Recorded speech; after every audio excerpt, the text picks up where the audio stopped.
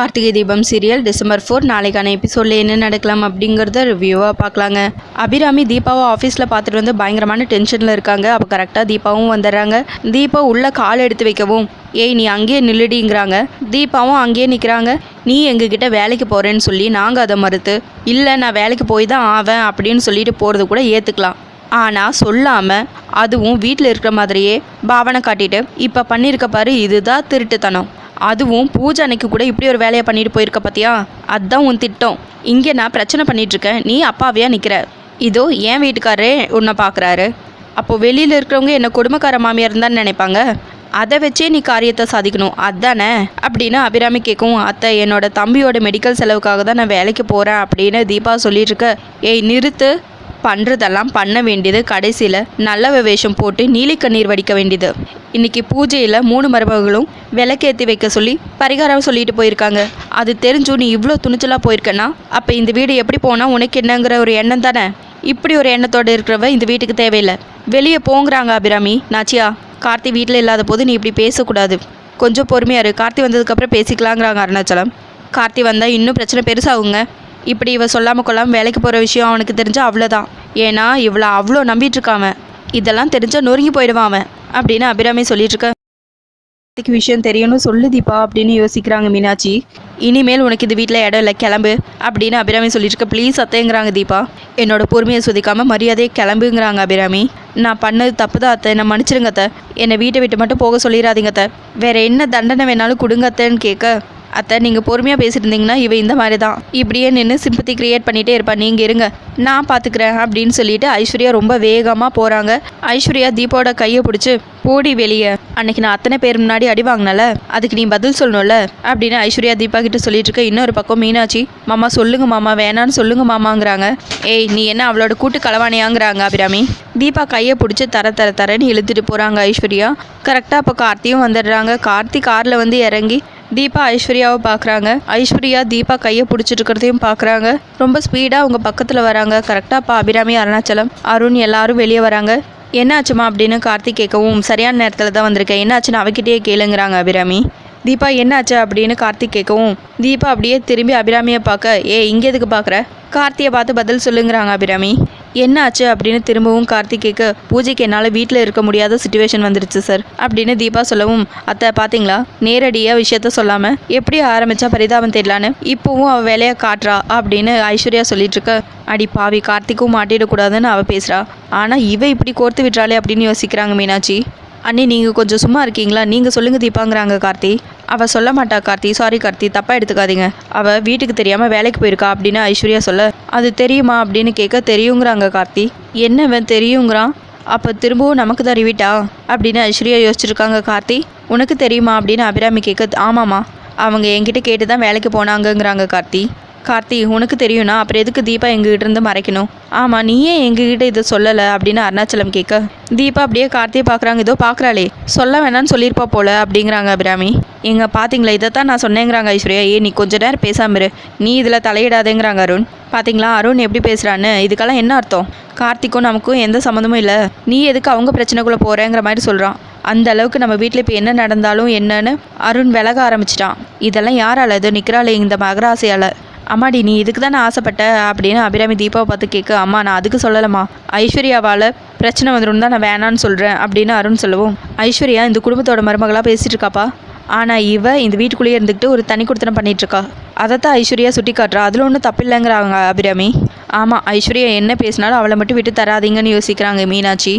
அம்மா தீபா வேலைக்கு போகணுன்னு ஆசைப்பட்டாங்க, நானும் வேலைக்கு போங்கன்னு சொன்னேன், அவ்வளோதாம்மா அப்படின்னு கார்த்தி சொல்ல, அதெல்லாம் சரிதான்ப்பா, ஆனால் அது எதுக்கு எங்ககிட்ட மறைக்கணும், அவள் எங்கேயோ போய் யார்கிட்டயோ வேலை பார்த்து தான் குடும்ப செலவு ஓட்டணுங்கிற நிலைமையிலேயே நம்ம இருக்கோம் அப்படின்னு அபிராமி கேட்க, அவங்க செலவை அவங்களே பார்க்கணுன்னு யோசிச்சுதாம்மா அவங்க வேலைக்கு போகிறாங்க, அவங்க வேலைக்கு போகிறதெல்லாம் மறைக்கணும்னு நினைக்கவே இல்லை, நீங்கள் நினைக்கிற மாதிரி அவங்க வேறு எங்கேயோ எல்லாம் வேலைக்கு போகலாமா, அப்படி வேறு எங்கேயாவது வேலைக்கு போயிருந்தால் எப்போவோ விஷயத்த சொல்லியிருப்பாங்க, அவங்க வேலை பார்க்குறது நம்ம ஆடியோ கம்பெனியில் தாம்மா அப்படின்னு கார்த்தி சொல்ல, எல்லாரும் பயங்கரமாக ஷாக் ஆகுறாங்க. அதுதானே பார்த்தா இவ அறிவுக்கெல்லாம் எப்படிடா வேலை கிடச்சிதுன்னு இப்போ தானே புரியுதுன்னு யோசிக்கிறாங்க ஐஸ்வர்யா. அதுக்கப்புறம் அபிராமி ஆஃபீஸ்க்கு போனப்போ ராஜா தீபாவை பற்றி பேசினதெல்லாம் அப்படியே யோசிச்சு பார்க்குறாங்க. அதுக்கப்புறம் கார்த்திகிட்ட, எப்படிப்பா நம்ம கம்பெனிலேயே வேலை பார்த்து உங்ககிட்டயே சம்பளத்தை வாங்கி அவங்களோட பர்சனல் செலவையெல்லாம் பார்த்துக்கிட்டாங்க, அதுக்கு உங்ககிட்டயே உரிமையாக பணத்தை வாங்கியிருக்கலாமே அப்படின்னு அபிராமி கேட்கவும், இதுக்காக தாம்மா அவங்க யோசிச்சாங்க. அவங்க வேலைக்கு போகிறேன்னு சொன்னதும் நம்ம காஸ்மெட்டிக் கம்பெனிலேயே ஏதாவது ஒரு வேலை கொடுத்துடலான்னு தான் யோசித்தேன். ஆனால் அவங்க வேலை பார்க்க மாட்டேன்னு சொல்லிட்டாங்க. ஆடியோ கம்பெனியில் கூட அவங்க ப்ராப்பராக இன்டர்வியூ அட்டன் பண்ணி அதுக்கப்புறம் தான் செலக்ட் ஆகி வேலைக்கும் ஜாயின் பண்ணாங்க. இப்போ கரெக்டாகவும் அவங்க ஒர்க்கை பண்ணிகிட்ருக்காங்க அப்படின்னு கார்த்தி சொல்ல, சரிப்பா இப்போ இவ்வளோ தெளிவாக சொல்கிறனே அப்போ ஏன் சொல்லலை அப்படின்னு அபிராமி கேட்க, நாச்சியா தீபா யார்கிட்டையும் சொல்லாமல் வேலைக்கு போகிறான்னு சொல்லி நீ கோவப்பட்டப்போ அதில் ஒரு நியாயம் இருந்துச்சு. ஆனால் இப்போ கார்த்திக்கு தெரிஞ்சுதான் வேலைக்கு போயிருக்காங்க போது இதில் நம்ம மூக்க நுழைக்கக்கூடாது அப்படின்னு அருணாச்சலம் சொல்லிட்டு இருக்க, கார்த்தி ஏன் புள்ளங்கிறாங்க அபிராமி. தீபா கார்த்தியோட ஒய்ஃபுமா அப்படின்னு அருணாச்சலம் சொல்லவும் அப்படியே சைலண்ட் ஆயிடுறாங்க. அவங்க ஹஸ்பண்ட் அண்ட் ஒய்ஃப்குள்ளே 1000 விஷயம் இருக்கும். எல்லா விஷயத்தையும் நம்மக்கிட்ட சொல்லிட்டு இருக்க முடியாது. நம்மளே எவ்வளோ விஷயத்த டிஸ்கஸ் பண்ணுறோம். ஆனால் எல்லாத்தையும் நம்ம பிள்ளைங்ககிட்ட சொல்லிட்டு இருக்கோமா என்ன? ஒரு ஸ்டேஜுக்கு மேலே எல்லாத்தையும் நம்மக்கிட்ட சொல்லணும்னு எதிர்பார்க்கக்கூடாது அப்படின்னு அருணாச்சலம் சொல்லிட்டுருக்க, சரிங்க நீங்கள் சொல்கிறது எல்லாமே நான் ஏற்றுக்கிறேன். ஆனால் கார்த்திக் தெரிஞ்சுதான் நான் வேலைக்கு போகிறேன்னு இப்போ சொல்லியிருக்கலாம்ல, ஏன் இவ்வளோ நேரம் சொல்லாமல் இருந்தா?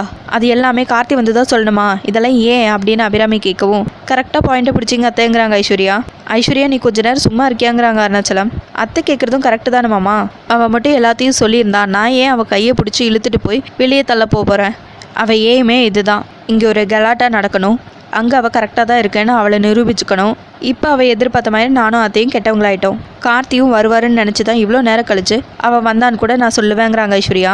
அண்ணி தீபா வேலைக்கு போகிறாங்கங்கிறதே அம்மானால் தாங்கிக்க முடியல. அதுலேயும் எனக்கு தெரிஞ்சதா வேலைக்கு போகிறாங்கன்னு தெரிஞ்சிருந்தா அம்மானால் சுத்தமாகவே தாங்கிக்க முடியாது. அதனால தான் தீபா சொல்லாமல் இருந்திருப்பாங்க. அதுலேயும் நான் இல்லாதப்போ சொன்னால் பெரிய பிரச்சனையாகும் தான் அவங்க சொல்லாமல் சைலண்ட்டாக இருந்திருப்பாங்க அப்படின்னு கார்த்தி சொல்லியிருக்கேன். எல்லாத்துக்கும் நீங்களே பதில் சொன்னால் எப்படி கார்த்திங்கிறாங்க ஐஸ்வர்யா. நீ பேச்சை வளர்க்காத விடுங்கிறாங்க அருண். ஐஸ்வர்யா நீ என்ன எதிர்பார்க்குற அப்படின்னு அருணாச்சலம் கேட்கவும், பாருங்க மாமா நான் தீபா மேலே இருக்கிற தப்பை சுட்டி காட்ட போய் இப்போ நான் தப்பு பண்ணியிருக்கிற மாதிரி இல்லை முடிச்சிட்டிங்க அப்படின்னு ஐஸ்வர்யா சொல்ல, உங்களை யாரும் தப்பு சொல்லல அண்ணி, நாங்கள் பண்ணதா தப்புங்கிறாங்க கார்த்தி. நான் அம்மா கிட்ட மன்னிப்பு கேட்டுக்கிறேன் அப்படின்னு சொல்லிட்டு உங்ககிட்ட சொல்லாமல் இருந்தது தப்புதாம்மா, ஐம் சாரிம்மா அப்படின்னு கார்த்தி கேட்கவும், சரி இந்த பிரச்சனையை இதோடு விட்டுருங்க எல்லாரும் உள்ளே வாங்க அப்படின்னு அருணாச்சலம் சொல்ல எல்லாரும் உள்ளே போகிறாங்க. அதுக்கப்புறம் கார்த்தி தீபா கிட்ட, ஏங்க உங்களுக்கு இன்றைக்கி பூஜை இருக்குன்னு தெரியும்ல, அப்புறம் எதுக்காக இன்றைக்கி வேலைக்கு போனீங்க, இன்றைக்கி லீவ் போட்டிருக்கலாம்ல அப்படின்னு கார்த்தி கேட்கவும், சார் ஸ்னேகா மேடம் தான் இந்த ஃபைலை கொண்டு போய் சிஎஸ்டி ஆஃபீஸில் கொடுத்துட்டு வர சொன்னாங்க. அங்கே கொஞ்சம் லேட் ஆகிடுச்சு, அதனால தான் என்னால் பூஜைக்கு வர முடியல அப்படின்னு தீபா சொல்லவும், நீங்கள் எதுக்காக அங்கெல்லாம் போனீங்க அப்படின்னு கார்த்தி கேட்க, இதுவும் உங்களோட வேலை தான், இதையெல்லாம் நீங்கள் செஞ்சு தான் ஆகணும் அப்படின்னு ஸ்னேகா மேடம் சொன்னாங்க. இதுவும் உங்கள் வேலை தான், இதையெல்லாம் நீங்கள் செஞ்சு தான் ஆகணும் அப்படின்னு ஸ்னேகா மேடம் சொன்னதுனால தான் சார் நான் போனேன் அப்படின்னு தீபா சொல்ல, என்கிட்ட ஒரு வார்த்தை கேட்டுக்கலாம் இல்லைங்கிறாங்க கார்த்தி. சாரி சார் என்னால் தான் இவ்வளோ பிரச்சனையும் அப்படின்னு தீபா சொல்லவும், இந்த மாதிரி கொஞ்சம் கொஞ்சமாக பயந்துகிட்டே இருக்கிறனால தான் இவ்வளோ பிரச்சனையும், நான் தான் அன்றைக்கே சொல்லிடலான்னு சொன்னல அப்படின்னு கார்த்தி சொல்லிட்டு இருக்கா. சார் என்னால் தான் இன்றைக்கி உங்களுக்கும் கெட்ட பேர் ஆயிடுச்சு, சாரி சாருங்கிறாங்க தீபா.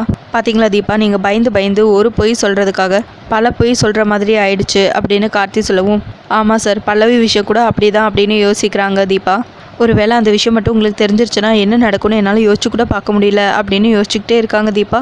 அதுக்கப்புறம் கார்த்தி அபிராமி ரூமுக்கு போகிறாங்க. அபிராமி நடந்த எல்லா விஷயத்தையும் யோசிச்சு பார்க்குறாங்க. அருணாச்சலம் சொன்னதையும் யோசிச்சு பார்க்குறாங்க. கார்த்தி போய் நிற்கிறாங்க. வாப்பா கார்த்தி அப்படின்னு சொல்லவும், அம்மா சாரிம்மா உங்ககிட்ட சொல்லாமல் இருந்தது தப்பு தான் அப்படின்னு சொல்லவும், அதுதான் உங்கள் அப்பா சொன்னாரேப்பா ஒரு லிமிட்டுக்கு மேலே எதுலேயும் மூக்க நுழைக்கக்கூடாதுன்னு அப்படின்னு அபிராமி சொல்லிட்டுருக்க, அம்மா சாரிம்மா நான் உங்ககிட்ட சொல்லிடலான்னு தான் நினச்சேன், ஆனால் அதுக்குள்ளே இப்படி ஆயிடுச்சு. அவங்க ரொம்ப பயந்துட்டுருக்காங்கம்மா, இப்போ கூட ரொம்பவே ஃபீல் பண்ணாங்க, சொந்த காலில் நிற்கணும்னு நினைக்கிறாங்க, ஃபினான்ஷியலாக யாரையும் டிபெண்ட் பண்ணி இருக்கக்கூடாதுன்னு நினைக்கிறாங்க, அதனால தான் அவங்க வேலைக்கு போகிறேன்னு சொன்னதும் நானும் சரின்னு சொல்லிட்டேன் அப்படின்னு கார்த்தி சொல்லிட்டுருக்க. அவள் வேலைக்கு போகிறான்னு சொல்லியிருந்தா நான் மட்டும் என்ன சொல்லியிருப்பேன், கார்த்தி நீயும் சேர்ந்து முடிவு பண்ணிக்கோங்கன்னு தானே சொல்லியிருப்பேன். வீட்டுக்குள்ளே இருப்பான்னு நினச்சிட்டு இருக்கும்போது இவ பாட்டுக்கு சொல்லாமல் கொள்ளாமல் வேலைக்கு போனால் நாளைக்கு யாராவது 3வது மனுஷங்க மூலமா விஷயம் தெரிஞ்சா அதெல்லாம் நல்லாவாப்பா இருக்கும் அப்படின்னு அபிராமி கேட்கவும், புரியுதுமா நானும் இதை யோசிக்காமல் விட்டுட்டேங்கிறாங்க கார்த்தி. தீபா வேலைக்கு போகிறத என்கிட்ட மட்டும் சொன்னால் போதும், வேறு யாருக்கிட்டையும் சொல்ல வேணாம் அப்படின்னு திமிர எடுத்த முடிவுனால நினைக்காதீங்கம்மா, அவங்களோட பிரச்சனையே பயந்தாமா, அதான் நான் உங்ககிட்ட சொன்னலம்மா எல்லாத்தையும் சரி பண்ணிடுறேன் அப்படின்னு கார்த்தி சொல்லவும், சரிப்பா நான் புரிஞ்சுக்கிறேன், அதே மாதிரி அம்மாவோட கோவத்துலேயும் நியாயம் இருக்குங்கிறது நீயும் புரிஞ்சுக்கணும் அப்படின்னு அபிராமி சொல்ல, அம்மா நான் புரிஞ்சுக்கிட்டு தான் வந்து பேசிகிட்டு இருக்கேங்கிறாங்க கார்த்தி. சரிப்பா அம்மா கோவமாக இருக்குன்னு சொல்லி நீ எல்லாம் எதுவும் சங்கடப்படாத, இப்போ நீ வந்து பேசிட்டல எல்லாமே சரியாயிடுச்சு, நீ சந்தோஷமாக போப்பா அப்படின்னு அபிராமி சொல்ல, அம்மா என் மேலே எதுவும் கோவம் இல்லைல்ல அப்படின்னு கேட்க, இல்லைப்பாங்கிறாங்க. சரிம்மா அப்போ வாங்க குருக்கள் சொன்ன மாதிரி பூஜையை ஆரம்பிச்சிடலாம் அப்படின்னு கார்த்தி சொல்லவும், அபிராமி அப்படியே கார்த்தியே பார்க்குறாங்க. ஆமாம்மா நான் ஃபோன் பண்ணி கேட்டுட்டேன், இப்போ கூட நல்ல நேரம் தான் விளக்கேற்றலான்னு சொல்லிட்டாரு அப்படின்னு கார்த்தி சொல்ல, சரிப்பா வரேங்கிறாங்க. கார்த்தி முன்னாடி கிளம்பி போயிடுறாங்க. அதோட எபிசோடு முடிச்சிருக்காங்க. உங்களுக்கு இந்த வீடியோ பிடிச்சிருந்தா லைக் அண்ட் சப்ஸ்கிரைப் பண்ணி நம்ம சேனல் சப்போர்ட் பண்ணுங்கள். தேங்க்யூ.